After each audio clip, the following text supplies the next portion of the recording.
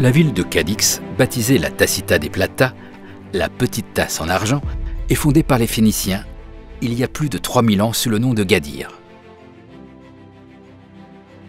Son histoire est bâtie par les Grecs et les Carthaginois. C'est d'ici qu'est parti Hannibal pour conquérir l'Italie.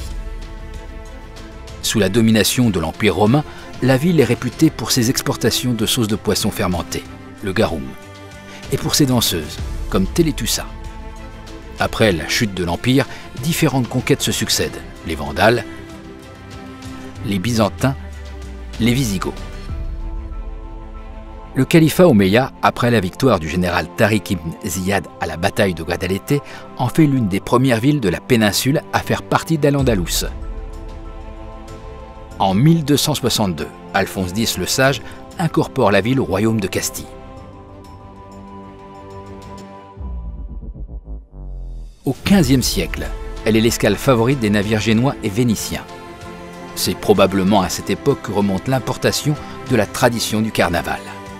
L'importance stratégique de son port lui confère un nouveau dynamisme, à l'époque des découvertes. C'est d'ici que prend le départ le deuxième voyage de Christophe Colomb vers l'Amérique. En 1717, en raison des difficultés de navigation sur le Guadalquivir, la Casa de Contratación s'installe à Cadix, qui s'approprie ainsi le monopole commercial avec l'Amérique dont jouissait Séville jusqu'alors. La cathédrale Sainte-Croix est construite à cette époque. Le 21 octobre 1805, la flotte qui interviendra dans la bataille de Trafalgar prend le départ à Cadix. Lors de l'invasion napoléonienne, Cadix résiste au siège français, malgré son infériorité. C'est à Cadix qu'est promulguée la première constitution espagnole du 19 mars 1812, la PEPA. Toutefois, en 1823, l'entrée des 100 000 fils de Saint-Louis en soutien de Ferdinand VII, qui est détenu au Palacio de la Aduana, met fin à la résistance des libéraux de Cadix.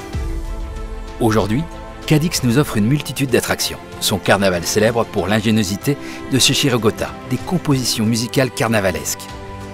Les sites naturels proches de la ville, tels que les parcs de la Sierra des Grazalema et des Alcomocales, ou des lieux aussi magiques que les villages blancs. Et bien entendu, les merveilleuses plages qui jalonnent ses côtes.